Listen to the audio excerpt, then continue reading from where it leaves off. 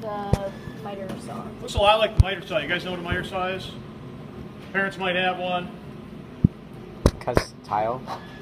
Yeah, you could use kind of cut tile, or if you've ever done, your parents ever done flooring or something at home, like snap together laminate, you probably have a miter saw to cut it. All right. So a miter saw is the one that you would lower down into your piece, right? Very similar here, except we don't. The blade doesn't adjust. The vise here is what adjusts if we needed to cut an angle. All right. Number one. Whose turn to pick? Right. You know, it says drill press. Page 10. Oh, I'm sorry. Yep. Page 10. Cutoff saw. Blank must be worn at all times when operating the cutoff saw.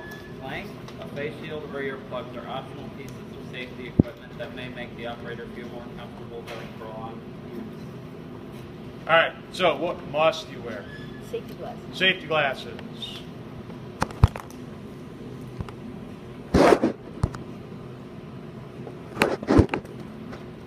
An optional piece of safety equipment might be, what are these? Earplugs. Earplugs, hearing protectors, earmuffs, whatever you want to call them. Where could you find these? In the cabinet. Which cabinet?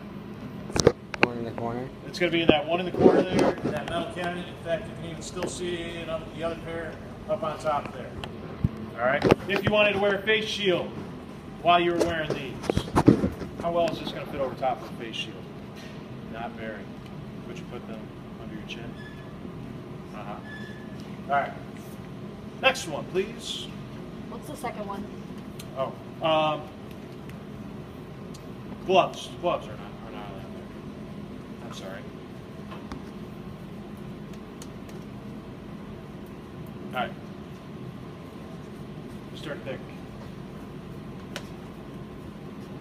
Oh, my. Bolt. Directly blank or behind the blade of saw. Sparks are thrown in the Where am I not going to stick? Directly in front? In front of or behind? There's a reason, guys, I have it kind of situated the way I do. All right? As I'm cutting, it's going to send stuff that way. In fact, when I actually start setting up and actually cutting, I'm going to turn it even more, so it's going to shoot the sparks over here towards the door. Usually, this is tucked back into that corner back there. I'm not going to make us all go back in that little room and try and squeeze in there. All right? So you don't have to worry about the stuff behind you in general. Next one, please. Before operation, be sure the blank is in place and functioning properly. We're going to be sure the guard is in place, even though we don't really have one on this.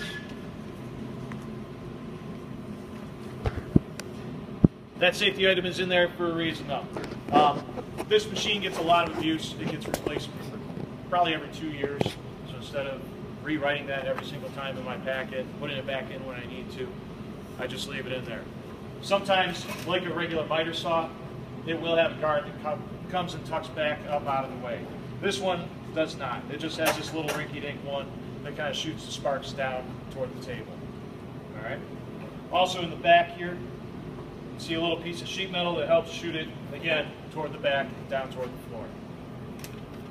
Next one, please. Joe. Pieces to be cut are never held by hand. Always use the blank to securely hold stock. What's that part?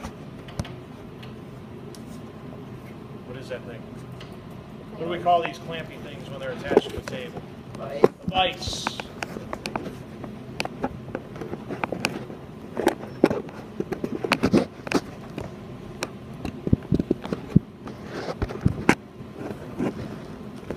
Good, Justin, fix someone, please.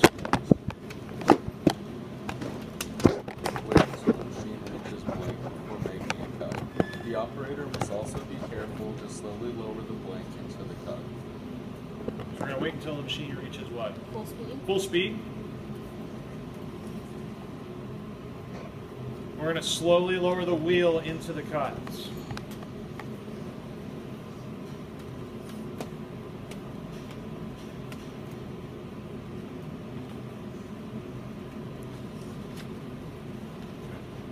This is not actually a blade, is it?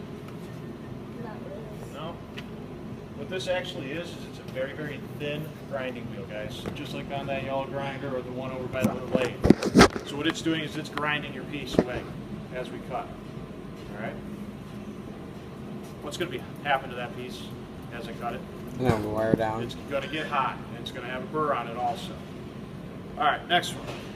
Fix one, please, Elias.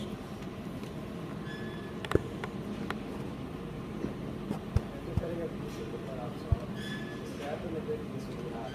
We suggest some pieces are held at the length.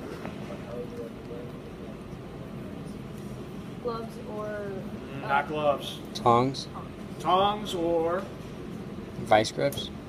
vice grips or pliers, something like that.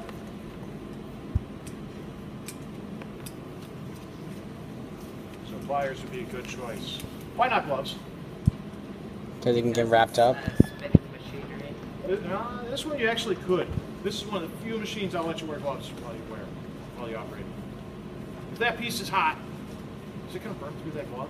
Yeah. Oh yeah, it could, guys. Especially from the time it takes to get from this back room over to the tables way over there where you're working and maybe starting to lay out your stuff. All right? Trust me, it'll burn right through that glove and leave a funny looking burn right in the palm of your hand or on your fingertips.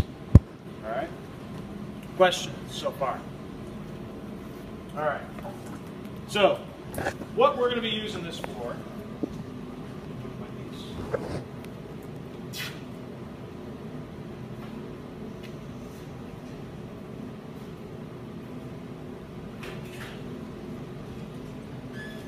What we're going to be using this for is cutting pieces for your welding project. All right. One of the big things you guys get graded on this, where I grade one of the hardest parts, is if they are cut to the correct size.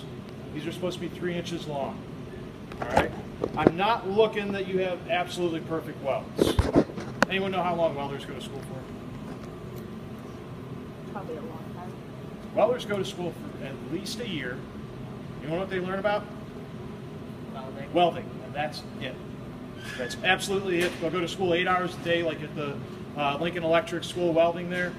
Nick Titonis just graduated last year. He's doing it right now. All right? He goes for an entire year, and that's all he does is weld. So, does it take a little time to learn how to do it well? Yeah. So I'm just looking, honestly, that you guys are able to stick the pieces together. But measuring, cutting things to size, you should be able to do that, right? Okay. So that's what biggest thing. One of the biggest things we're going to be grading you on is that they are cut to the correct size. What's this tool? Measuring square. More specific, what kind of square? Oh no. You guys looked it up even. I know. Tri-square. Tri-square. Ryan's got it. All right, so I'm going to use my tri-square here to measure out 3 inches. So we have 1, 2, 3. What's this material I'm using right here? Chalk. It's like chalk. It's called soapstone. Soapstone. It's kind of similar to chalk. All right. Except it doesn't rub off as easily as chalk. All right. What that's going to allow me to do then is line up my cut. Could you use a Sharpie also to mark it? yes. Yeah, Sharpies will show up just fine on you. So I'm going to line up, making sure my blade stays to the scrap side. And then get that vise nice and tight. Now remember, like I said, what's going to be thrown? Sparks. Sparks all over the place. I'm going to tell you now, it's loud. It's very loud. In fact, somebody's probably still going to jump even though I've warned you. All right? It's going to be Andrew, right? Yeah, for sure. I think it's the pink Move shirt. that stuff out of the way. For sure. All right.